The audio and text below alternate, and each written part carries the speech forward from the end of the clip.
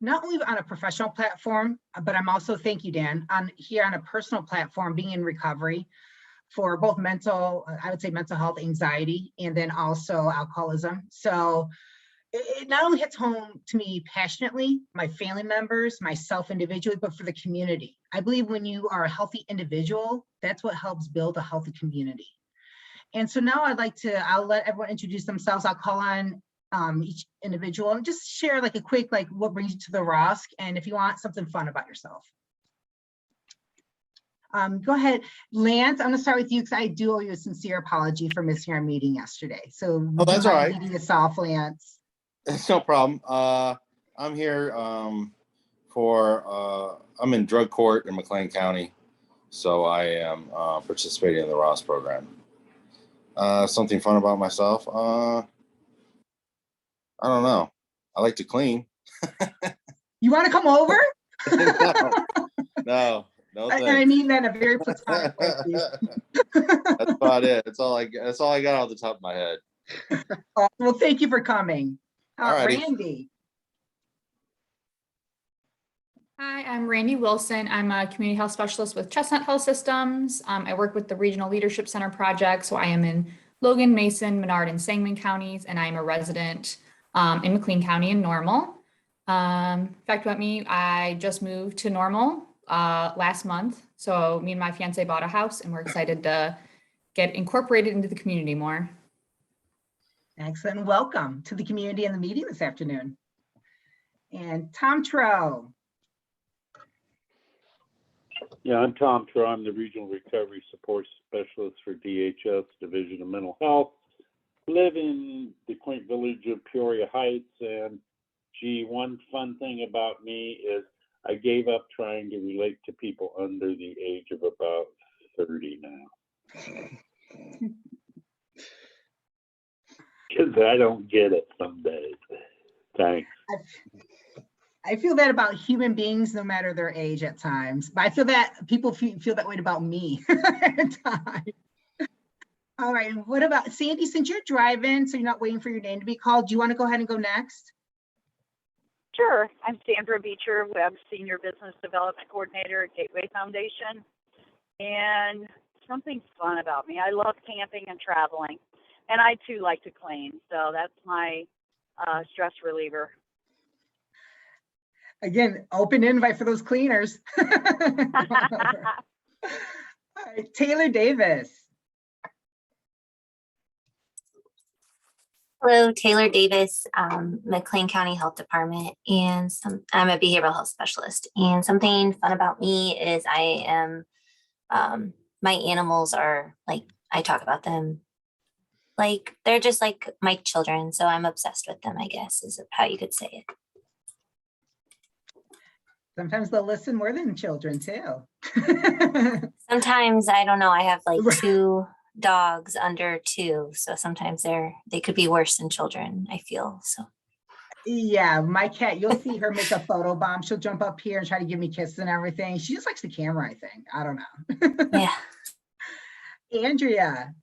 I'm Andrea Kinsett. I work at Life Center for Independent Living, and I come to these meetings just because I'm getting a lot more passionate as time goes on about the mental health services, our community, and what we can do to expand those, especially with the work I do. I personally have anxiety. One of my favorite hobbies is yoga. It's amazing. Awesome. That's something interesting about me. My big passion in life right now is my kids. I've got a 3-year-old and a 5-year-old little kiddos. So that's fun, but that's about me. Awesome. I have an 8 and 16-year-old. And awesome. For my anxiety, I need to run to get it out. And I think Dan knows the days I don't run because I'm like, And Miss Laurel. Yeah, so I actually have to say that's something just about myself that I also love exercise and really benefit from that. And I want to congratulate you, Angie, on your nomination for Woman of Distinction. Oh, thank you. Yeah, and I wanted to know, people have the ability to vote for you, or how does that work? Well, funny, one of my best friends up north was asking, and at the Fully Free event, I ran into a couple of individuals affiliated with the YWCA, and they're like, no, there's a committee, because I was asking the same thing. And so Oh, okay. my understanding. But Well, yeah, anyway, I was gonna vote for you. I do appreciate the genuine sentiment. Thank you. Yes. And that's all I've got. All right, Miss Abby Lee. Hi, everyone. I'm a prevention specialist. I work under, it's called the State Opioid Response Grant, or SOR, or SOAR, however you want to say it. And we target 15 counties across the state to do education and awareness work around prescription medications and opioids. And McLean County is one of our counties. So that's what brings me to the table today. And then I do also, Angie, if you don't mind, I want to introduce my new coworker. She's our new hire. Her name's Courtney.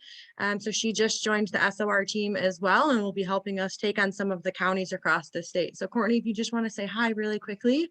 Yeah, absolutely. So everything that Abby has said about my position as well, I'm also a prevention specialist. So I'll just echo everything she said. I guess a fun fact about me is to contradict all the cleaners out there. My fun fact is I hate cleaning. That's fun. And side note, we'll take it offline, but Courtney and Abby, we should get together to see how we can make some synergy efforts and things along those lines with the ROSC and the opioid response. Yeah, absolutely. Awesome. I'd love to talk with you more. And Angelica. Hello, I guess I'm a former employee of Chestnut now. I am now self-employed, but I am a person in recovery, and I'm going to continue helping ROSC as a social media consultant. So I'll still be around. Something fun about me. I guess I have a love-hate relationship with cleaning. I find myself always in like a manic cleaning mode, or like my house is a tornado. So that's that on that. Matches the weather in the Midwest, right? All right, Michelle Cope. I'm Michelle from the Bloomington Public Library, and I am part of the ROSC because I really believe in serving everyone and making sure that everyone's invited to the table, and seeing how I can be a part of making that happen. I like to be in the nitty-gritty and be involved, so I really appreciate being here. I don't know, is this an interesting fact? I drive the bookmobile. I've driven the bookmobile for almost 10 years. So yeah. That's awesome. And Michelle, I would like to say you definitely play nice in the sandbox. Oh, good. I hope so. Yeah. I love partnerships. So any way we can make that connection in the October theme, I'd love to make a spider web out of this group. So I love it. And you are actually one of those doers that you do stand by when you say that. Yeah, I do mean it. Let's go to another doer, Dorothy Davis. Hello, Angie. What is the questions? Because I came in late, so you got to refresh me. You're all good. You're all good. Just what brings you to the ROSC table, and then something light and fun about yourself. Okay, so my name is Dorothy Davis, and I'm the regional coordinator for Parents Care and Share in Central and Northern Illinois. And what brought me here, I worked in substance abuse at Chestnut and at Advocate Broman when they had a substance abuse unit. And so I have family that had substance abuse problems, and I've just always been a hero and a fighter for recovery for people. I really believe in helping them in any way I can. So that's my reasoning, and I still want to help, obviously. So that's why I'm at the table. And something about me, let me see. I have twins. Does that give me a claim to fame? I have a boy-girl set of twins. Yes, you do. I mean, yes, that gives you claim to fame. And my husband and I were only children. So can you imagine? we now have 5 kids. I adopted 2 and I had 3 biological. So it's never a dull moment. Never dull. Even with adult kids, it's never a dull moment. And I have 2 college students. So I got 3 down, 2 to go. That's true. It always just a different trial and season with your children as you grow and develop together. Yes. All right. Denise Backus. And am I saying your last name correctly? Yes, you are. Hi, I'm Denise Backus. I am part of this group because I work in the substance use disorder field. Most of you may remember me from Unity Point, Unity Place. And I recently actually took on a new role. So I left Unity Point and I am now with Gateway Foundation. So doing the same business development coordinator role for Gateway and loving it. I've been there about 2 months now. So I just Sandra, really can I help you? Oh, Sandra, I think you're off mute.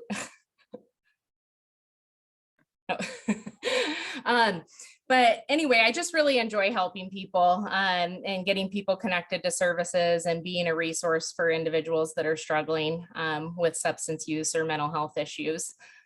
So that's kind of what brings me to the table. And then something fun about me. Oh, that's a tough one on the spot. I recently, over the pandemic, kind of started a side hustle making beeswax candles and homemade cold processed soaps. So, so that's just been kind of a fun activity, and now I'm obsessed. So, and I bet you don't kill bees, do you, Denise? No, no, I love the bees. So no, they're good. But side note, I'll set up if we can get together next week to talk about how we can build the coalition as well. Please, Perfect. yeah, I would love that. Excellent. All right, let's see, Barb.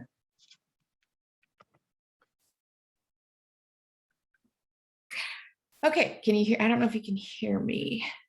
Can you hear me? Okay, yeah. So I'm Barb Bremlev, and I just started about 3 weeks ago with Chestnut and community health specialist, and I'm here to just kind of see how this goes, because I'm working on a Livingston Ford ROSC, and I don't know anything fun about me. Love-hate relationship with cleaning like Angelica, and I just am busy. I have three kids, which is not as much as the 5 kids. I don't know. 3 is a lot. 3 is a lot. So I have one that my oldest is 22. He's in Texas. And then I have 2 at home, one in high school still and one working right now. So, and my oldest is a professional gamer, and all the years that he was on the computer and us trying to get him off, I'm glad he didn't listen, because he's got a great career now. Oh yeah, and then from what you shared in lunch, you're a very passionate and encouraging mother. So that's definitely a fun fact about you. You're a strong advocate. So I know you're gonna do great work in Livingston and Ford County. Thanks, I hope. Emma G. Guevara.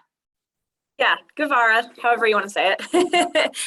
Yeah, so I'm Emma. I'm an employment specialist at Bridgeway. So I help individuals with disabilities find and maintain employment. I'm here just to kind of connect with different agencies in the community. Something fun about me, I guess, is I have 2 dogs. I would probably have 20 if I could, but my husband won't allow it. So just 2 for now.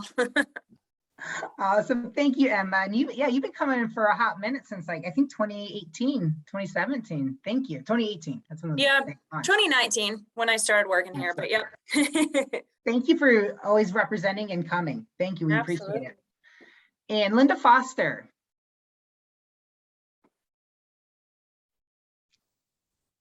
Good afternoon, everyone. Linda Foster, President of NAACP, and just an advocate for the vulnerable population and those that are looking for a hand up.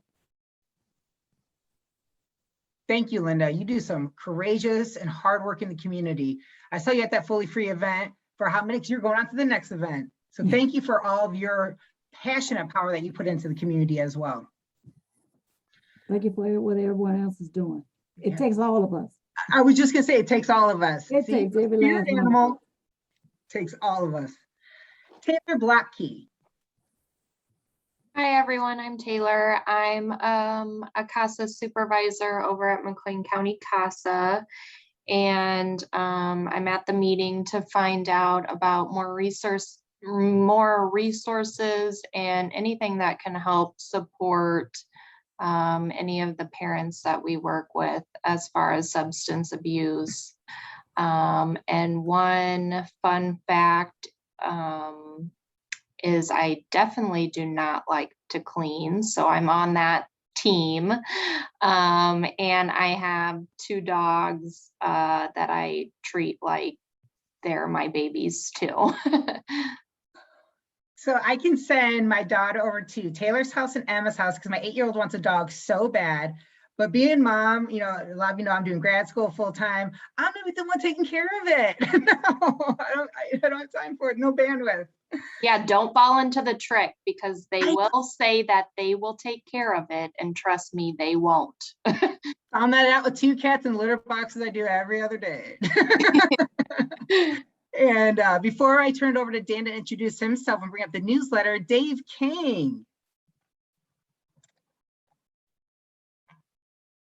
Hello, I'm Dave King. I'm with Carl Health. I'm the community outreach manager, and I'm here just to get a better sense of how ROSCs operate so that we can assist in developing them over in my neck of the woods. Fun fact about me, I'll give you 2. 1, I'd rather be farming, especially on a day like this. And 2, if I can't do that, I'd rather be driving my Porsche. So there you go. That's all I got.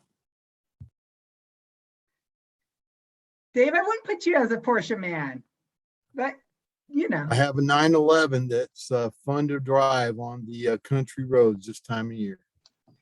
All right, I'll borrow it sometime. And Mr. Sikolski, take it away. Thank you. I'm Dan Sikolski. I'm a recovery support specialist with Chestnut. Work with Angi on the ROSC, and also work on a court services program called Ignite, which is basically Chestnut's version of task probation.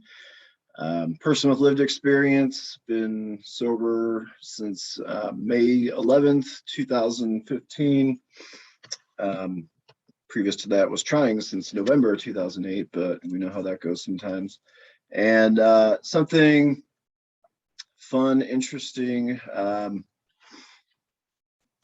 I guess I'll go, somebody mentioned travel. I don't really love traveling so much anymore, but when I was younger, I used to tour with the Grateful Dead. So that got me all around the country and a lot of East Coast. And then when I worked for State Farm, I was lucky enough to be in a position where I traveled to Europe about a dozen times. So I was able to do conferences and present in like Prague, Copenhagen, London, Paris. So that was pretty cool to have that opportunity because I don't see it happening anytime soon for me again. So with that,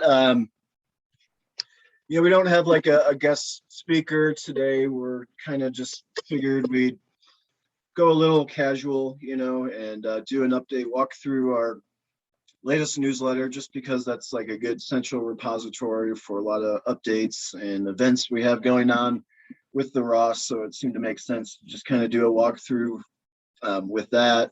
Angi and I will just kind of take turns, you know, discussing the different items in there. And then we'll just kind of keep it fluid and organic. So if people have questions or want to interject as we go through, that's cool. And if we have time afterwards, which I suspect we might, we'll just kind of go back to basics and just have maybe an open dialogue, not breakouts, probably won't have time for that, but just, you know, get near the end of the year. What are we liking about the ROSC? What direction might we want to take certain things? What things might we not be thinking of? What about, you know, recruitment in terms of making sure we have enough diversity represented? Just sort of an open dialogue, and we'll just kind of go as the spirit moves us. So hopefully y'all can see. Yeah, it looks good. Okay. So just it's just a 4-pager here. It shouldn't take too long, but we had the first page is kind of a recap of our Recovery Month picnic we had back on September 25th at Anderson Park. And again, in addition to just trying to have some fun and provide some safe sober activity and recreation for people in the community. We also did some raffles and tried to raise some money, and we did for local sober living. At the event itself, we ended up raising 678, and then we've got some couple checks that I'm still waiting on that people have told me they're mailing. So I'm hoping it'll be around $1,000 all said for our first event. You know, we kind of just came at this like originally we were going to do maybe I was going to say 401k. I meant 5k. Jog or run or something, and we just kind of thought it's the first year, let's just keep it simple and build a foundation and kind of you know, a lot of times these fundraisers, the way they work, at least just through some personal experiences, you know, you start small and then each year you kind of add something and build, and then it grows and grows. So hopefully we'll experience something like that.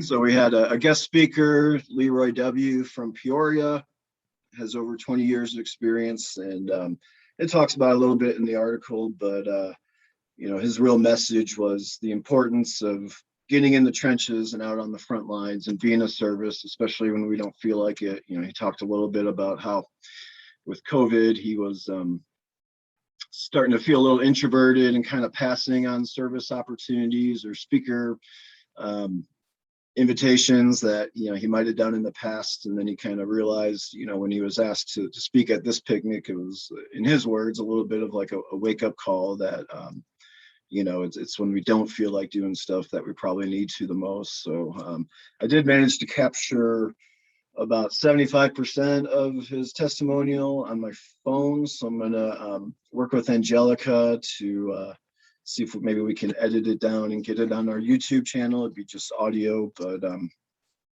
you know, but that's cool. So just going on to the second page here, we're just kind of continuing some fun pictures. Here's our baskets. We had some live music, some student volunteers from over at ISU. So it was a really cool thing. We had a picnic back in 2019, the first year of really getting ROSC activities going, first full year. And, you know, we drew maybe 15 to 20 people.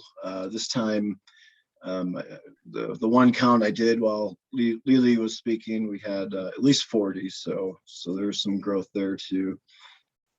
And we'll be looking for all your help now that we have a year to think this through. You know, what might be some good opportunities to raise funds down the road. This isn't, you know, we're not saying with $1,000 we're going to go build a sober living home. We're just saying, you know, maybe we can use that funds to help people, you know, who are trying to get on their feet coming out of treatment or jail to, you know, pay for that first month's rent or that security deposit. You know, a lot of times they are in a position to, you know, start a strong recovery journey. You know, they've done well in treatment. They've had their moment of clarity, whatever it might be, but they have nowhere to go, you know, and they end up going, there's a waiting list, or they can't afford to get into sober living here in town because they want to stay in McLean County because maybe they've been to Chestnut and they know it's strong recovery here in Bloomington Normal. But they don't have the means to stay, so they end up going back to the old people, places, things, and you know, we know how that usually works out. One final note, in case you care, we ended up, you know, the ROSC itself does not have like a bank account for these funds, so we ended up creating a director's fund, also maybe known as like an executive fund through Chestnut. It's just a account to house these funds and anything else we're able to raise in the interim. And then our plan is once Thrive Housing is up and running, which is a nonprofit going through the paperwork, and Angie's part of that committee, then we'll transfer those funds over to Thrive Housing and they'll be the steward of it. Anything you want to add about Thrive? I do. It's a new, we're waiting for the paperwork, and not-for-profit that Laura Passetti started. And so myself and Michelle Cook from Joy Care Center and Laura, and then a fellow realtor, because Laura's also a realtor in her side time, is a part of the board. We're always looking to expand. And what the whole premise is, you know, acquiring more affordable housing, and not, honestly, not just for people in recovery, but people that just meet that poverty line to where you can't really get assistance, but you don't really have a lot of choices in McLean County for a good housing environment. And so we're trying to really look at that. Of course, individuals, that are in recovery or in the reentry program, things along those lines, definitely have more obstacles against them, either psychologically or societally speaking. But we want to, again, with that director's fund, any kind of fundraisers that we have going forward, we want to funnel through that director's fund, funds towards sober living and acquiring properties, developing relationships with hey, if you commit to this programming, either treatment or reentry or something with the community to give back to your community as a productive citizen, maybe we could look at offsetting that electric bill for 6 months. And that's what we're not saying necessarily scholarships. We're not doing pro quid quo, but we want to set up some kind of reciprocity program like that. We were on thank you for that, Angie. Angie and I were in a meeting at 1 o'clock with the ROSC, just all the different statewide ROSC councils and the ROSC coaches and people from Super and all that. And one of the ladies made some comments that I just wanted to share with this council, and it was really about, a ROSC, for a ROSC council to really be effective and do what it's supposed to in terms of sort of shaking up the existing systems of care. And, the ROSC are born from sort of the idea that for the most part, what's in place right now isn't totally working, in terms of catching all people who need recovery and helping them to sustain it. So ROSC is really like a shakeup of the existing system of care in terms of recovery, and for it to really take root and I guess actualize its vision, it really takes decades, not just 3 to 5 years. So keeping that in mind, $1,000 here, again, it's a start. We got to look at the big picture and just continue to have resilience and determination. That sometimes it's 2 steps forward, 1 back, 3 forward, 2 back, that kind of thing. But this is a long-term deal. We've got a big vision. So I don't know where I'm going with that, but I just wanted to. You're going on to the next big vision of the Fully Free campaign. I kind of just ran out of gas. Yeah. So anyway, she said it more eloquently than I did, but hopefully you get the idea. Here's a picture of some of our little raffles. And I do want to mention we had one person donate $500 check. Yeah. And she did that right after hearing Neely speak and some of what he had to say about giving back. And giving of ourselves and our resources. So, definite thanks to that person. I don't know if she wishes to be anonymous, but just keep her name out of it for now. Angie, I'm going to turn it over to you for the Fully Free. Yes, and our own Linda Foster is right there on the left-hand side. So this past Saturday, last Saturday, October 9th, we held what's called a Fully Free campaign. And this really sparked out of the new reentry council that launched back this past May. Really looking at, how the ROSC looks at the population of people in recovery, acclimating to their community. Well, the reentry council is looking at people coming out of detention or incarceration and acclimating back to their community. And how the population will experience different levels and different tiers of obstacles, strife, personal struggles, and even physical struggles. And when you're coming or trying to acclimate back to a community, sometimes it's hard to navigate that transition. Actually, it's hard all the time, especially when you're coming from like treatment, incarceration, or jail system, the whole 9 yards. So that's the first step, is acclimating back to your community. So that's what the Reentry Council is looking at.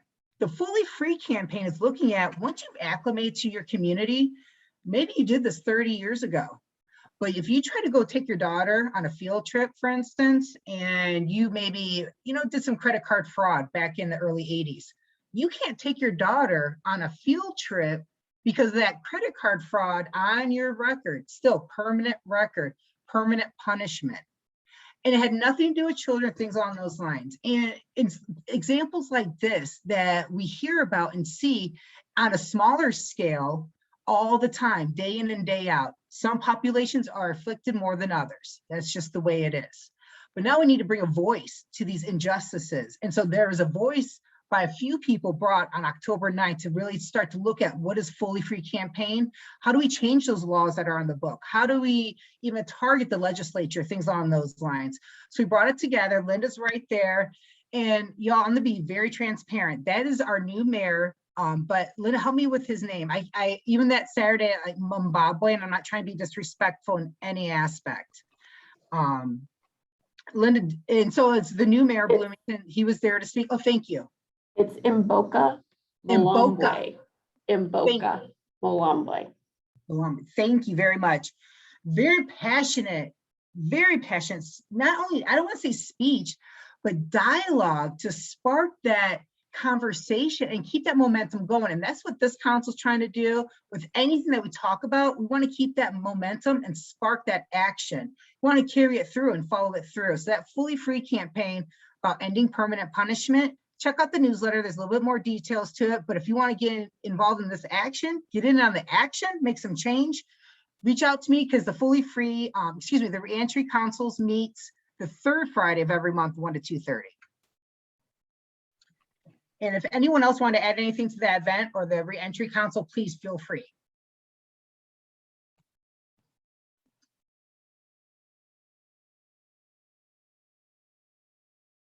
Okay, so that's going right into our community outreach. This is now another work group that started really as behavioral health. When COVID really hit us hard, we started looking at IPV, domestic violence, child abuse, those kinds of incidences that could be on the rise because of the isolation. So this behavioral health work group started looking at educational, psychoeducational around those different themes. Well, then we started to branch out, like we always need a behavioral health work group. So now that's kind of funneled into right now the passion, and I don't want to say right now as like it's ending, but right now we really want to focus on racial diversity and equity in recovery. And the reason why I say focus and right now is because I don't want to lump it under, and just like the group, Dorothy's part of this group, Toy Beasley's a part of this group, Michelle Cope, Colleen, I mean, the whole 9 yards, that we want to give the justice to each marginalized population that it's due. So right now we are looking at racial equity for our Black citizens of McLean County trying to seek services for treatment, going through the treatment process, and then acclimating back to their recovery path in their communities. And so these are some bullets that we're trying to address. And we're right now looking at some research, things on those lines, and how to broadcast that not only the Reentry Council, but on this platform as well.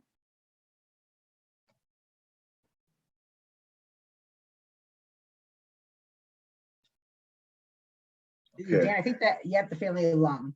Okay, so just kind of reiterating, we've talked several times this year about trying to get an actual dedicated subcommittee or work group around family and or alumni services. Everything we pretty much do with the ROSC is family oriented anyway. I can't think of anything offhand where we've not allowed family members of recoveries or that kind of thing. So, but we're just looking really specifically, rather than, ad hoc events that kind of fall in the recreation area, some specific family focused programs that could, either be offered, like we've talked about, like an all-day class that could be offered to people in treatment or in early recovery along with their family members to learn about addiction as a disease rather than, a choice or moral failing. So that's one thing where we need people who have experience putting on those kind of programs, like Dorothy, and then as she used to at Broman, but just clinicians that might be able to speak to some of those topics, to a group, and beyond like a family day type thing, we're just looking for other, family specific services that, trying to look at recovery or addiction as, you know, a family illness, not just, you know, just one person in the family. So, and then alumni, you know, this could be anything from like a social media app that keeps them connected to events, retreats, you know, speakers, maybe monthly meetings where alumni can get together, and those with some seniority or longer time can talk to the newcomers, you know, going through the treatment at that time, that kind of thing. So, you know, I don't know. I don't have all the ideas and answers. That's why I'm looking for help from you all, or somebody you know who might be interested. If we could get at least a start of like 3 or 4 people interested in this kind of thing, then that would be great. And you know, I'm confident there's some good things we can do here. So this is kind of a newer objective that we sort of have talked about more and more specifically this year, and some of the breakouts we did earlier year. And there seems to be buy-in among the council and consensus that, yeah, we do want to get some more family-oriented recovery services going. So it's kind of just at a point where, you know, we just need the volunteers, the people interested to actually get that stuff going. You can reach out to myself or Angie, either way, it's fine. And then just moving on to the final page here, another sort of plea for help. This one, we do already have a quality committee in place, but of course we always welcome more hearts and minds. I'm talking about the ROSC, we're just calling it Events Planning Committee at this point. It's really an amalgamation of our previous sober living, spirituality, and sober recreation work groups that we had. Instead of having 3 meetings a week while we're trying to plan the picnic from last month, we just kind of combined them. And now we decided, well, with all these holidays coming up later this year, let's just stay together, see what we can do. So in fact, we just met earlier today and talked about some ideas. One thing that Michelle thought of was like it's called a gratitude pumpkin. Michelle, can I put you on the spot to talk about that? Yes, you certainly may. I've done this before with my family. You take a pumpkin and just every day you're going to add something, kind of just writing with a Sharpie on the pumpkin, kind of around however you want to write it, and just adding to it and just being very hyper aware of the things so much that you have to be grateful for. So just put you in a good mood, good spirit, realizing how blessed you really are. It's like an advent calendar for Thanksgiving, kind of, but you just write something rather than pull something off a.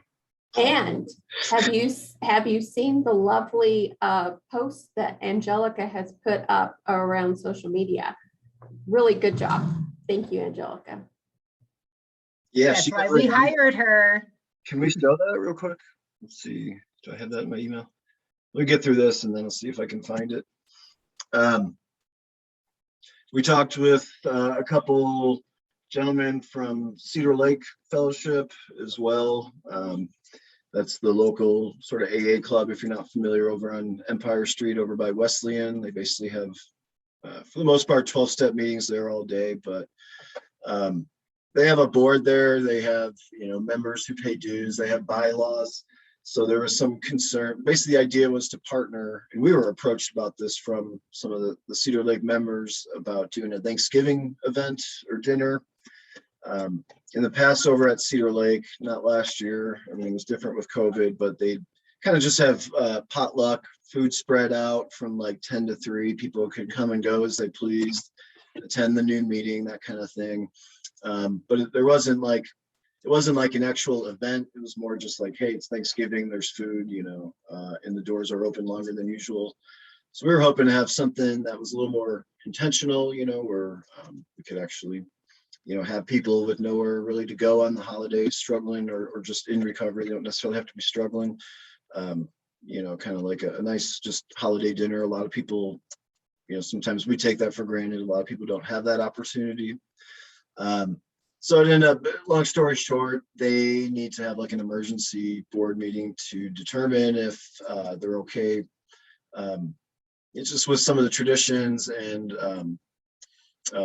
anonymity concerns, it was kind of just on, about a 1 week wait and see, but pretty optimistic we'll get something going for Thanksgiving, whether it's at Cedar Lake or not, to be determined.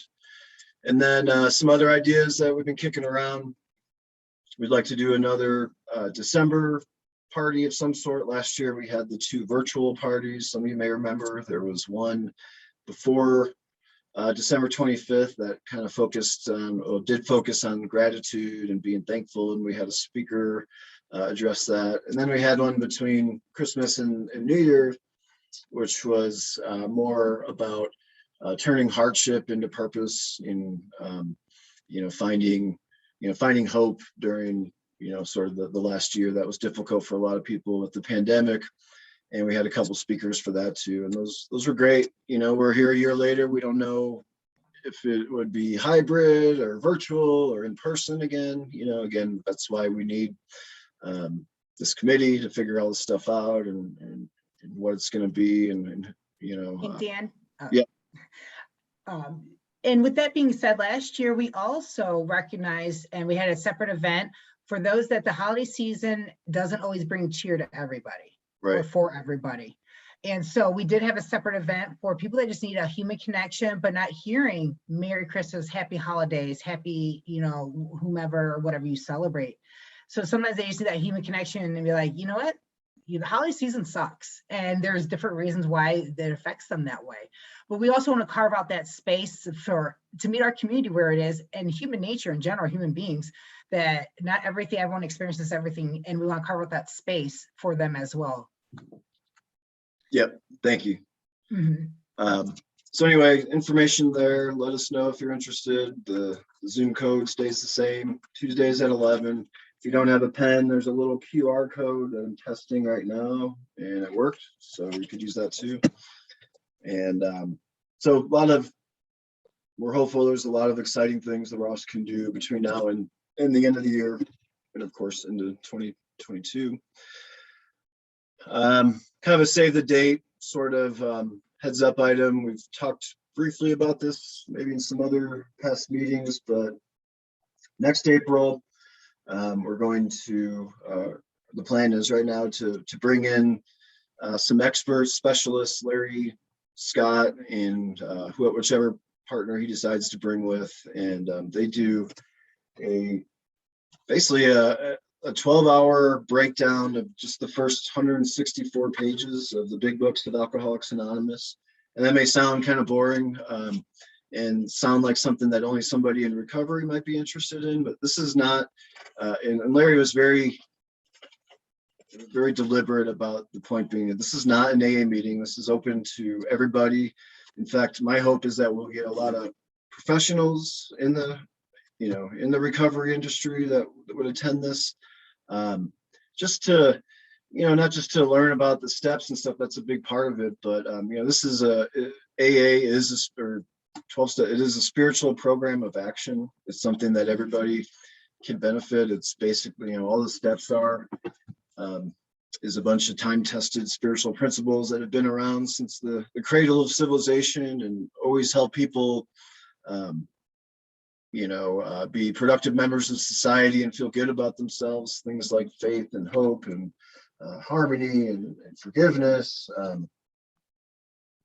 So it could be beneficial for everybody, but it's also just being, working in the field. There's a ton of great information that I think people could learn that they could translate to their clients. There's a lot of in the treatment industry, it's not picking on anything or anyone, it's just how it is, a lot of well, you should go to meetings, or you should work the steps, or you should do this, or have you tried this? But when you yourself, as the counselor or the recovery support specialist or whatever role it might be, has that in-depth knowledge, whether you're in recovery yourself, I think there's a lot of good additional connections and work that could be done with clientele by having that information. So it's a workshop, it's a training like anything else. If it's a topic that interests you, like trauma-informed care or cultural-based, treatment. It's just another kind of topic along the lines that really just helps us round ourselves out as professionals in the human services field. Looks like I lost my share.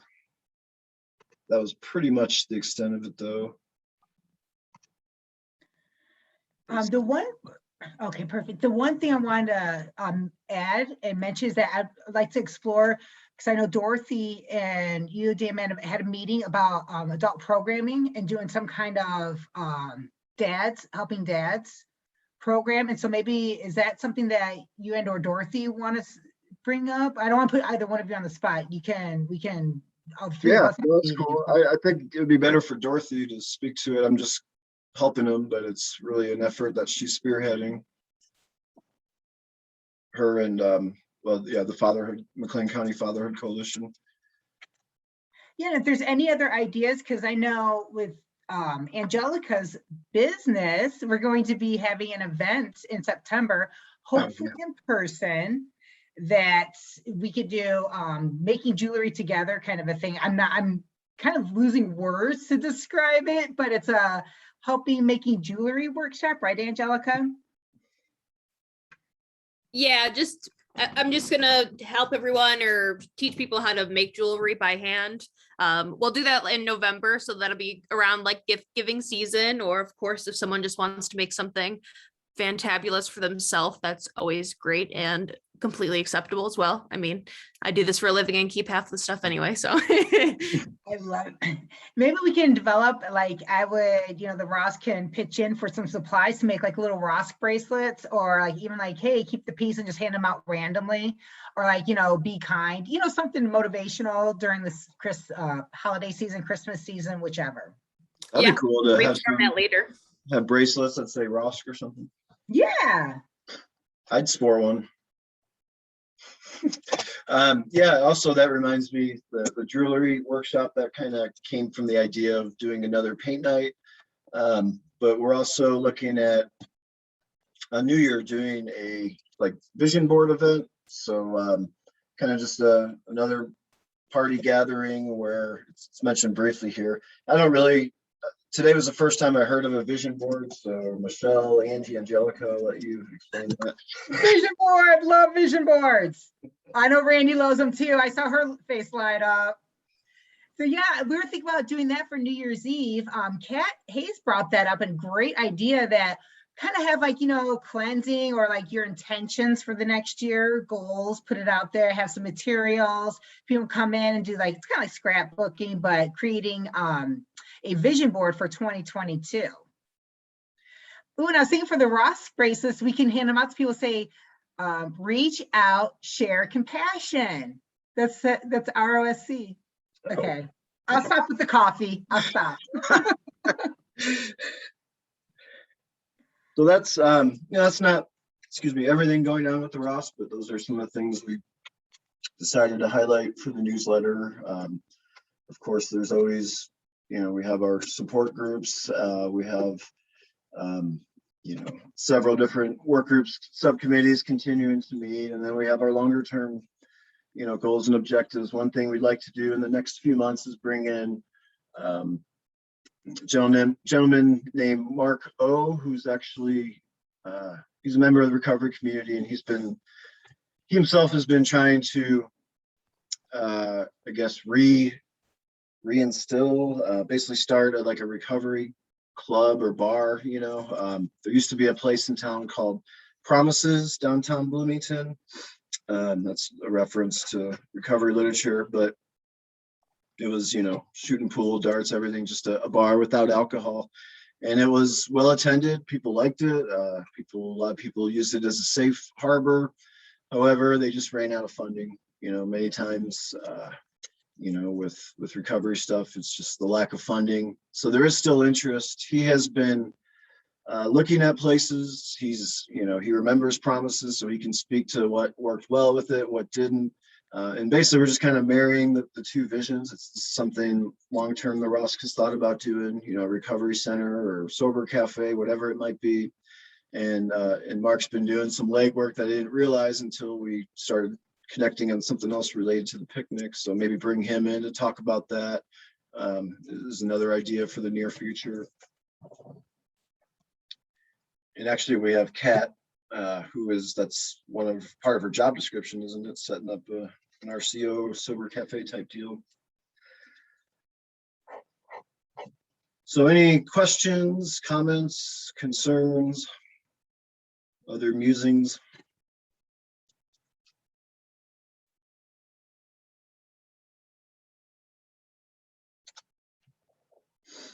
Is there anything that somebody, maybe just hasn't had a chance with, having speakers recently? Is there some kind of initiative that anybody feels we should be looking into, or that we're just missing, or maybe not doing sufficiently?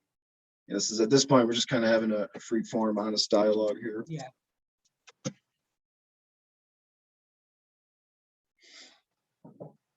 I know Angie was in this meeting, but the recovery reentry council, when they were talking about the Oxford House, and they had that.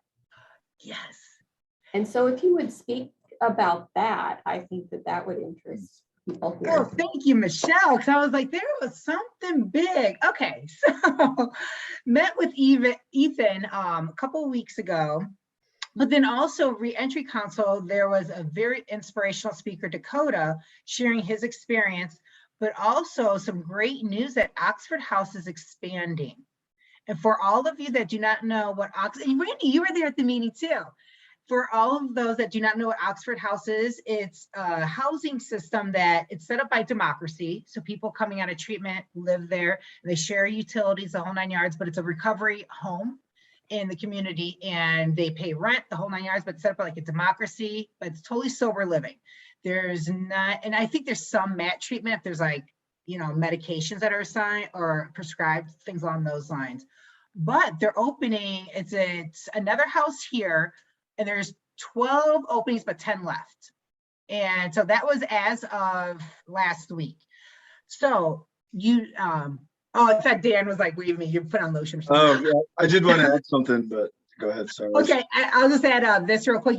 And from my understanding is that people go onto the website, Oxford House or Oxford, I'm not sure, you know what, let me find the website. Dan, go ahead and take over. I can drop it in the chat so you can find out how to apply. You'll have to go to the website to apply for the sober living arrangement. One thing I wanted to add is my understanding, talking to I think the current House president last night, is this new House will have different rules when it comes to Suboxone and MAT. They will not turn people away out of hand just because they're taking medication assisted treatment or using that program of choice. So that's huge. That's disqualified a lot of people and probably killed some people. So that's good news. That I guess they do it case by case, but it's not like a rule anymore. Thank you, Dan. Very important part. And I dropped the link to the Oxford House in the chat if anyone would like to explore. And then I'm going to take a moment to share the last couple of minutes, the incredible graphic for the pumpkins. And please go on and RSVP to pick up a pumpkin from me and Angelica. Can everyone see my screen? Yep, perfect. And this is on our McLean County Facebook page. So just all you have to do is RSVP so I know how many pumpkins to buy, me, Angelica, Dan, and then that way you come pick up your pumpkin. If you're dressed up or if you have a child or children or animal with you to pick up a pumpkin, you're dressed up, I'll give you a special treat. Woo. Here's my animal, does that count? And as some of y'all know, and so just go onto our Facebook page to RSVP, and then that's all I had on my end. Any feedback? If y'all think of register and share that post so it goes farther. I love you. Yes. Look, you have a little pumpkin. Where'd that come from? I want a little pumpkin. If y'all happen to like hear about something through, I don't know, you you're in a doctor's office, you see a flyer or something on TV, radio that you think would be cool for the ROSC to adopt. You know, we're all about borrowing ideas and catering it to our needs, you know, something for the holidays, you know, kind of activity, fun thing, please just let us know. It doesn't mean you got to be part of a committee to suggest it. You know, you can just shoot us an email, and that's cool. Ooh, and I'm still offering, if anyone next year, there's a lot of New Year's resolutions, and some of you may or may not know, I used to be a personal trainer at Gold's Gym.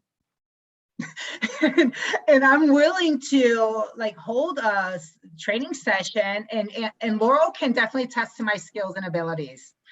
And so I would be willing, free, if anyone wants to sign up with me, maybe like February, March, where we can meet out somewhere, and I'm willing to do that. But just let me know if anyone would be interested in like a fitness group thing, social distancing, depending upon where we're at that time. And I am totally willing to share my wealth of knowledge, and let's endorphinize together. Endorphinize, I like it. It's a new word. I do that a lot.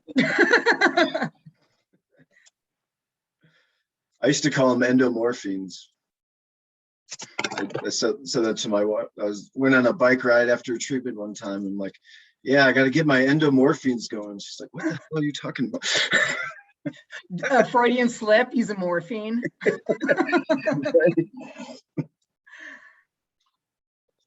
All right, well, everyone have a great afternoon, and we will see, I'm sure I'll see any one of you at any given time within the next 24 hours. But until I see you again, I send positive energy. Happy Halloween. Thank you for all you do. Take care. Bye. Thank you. Thank you, Angie. Thank you. Thank you, Dan. Dave. Thanks, Dave. Yeah.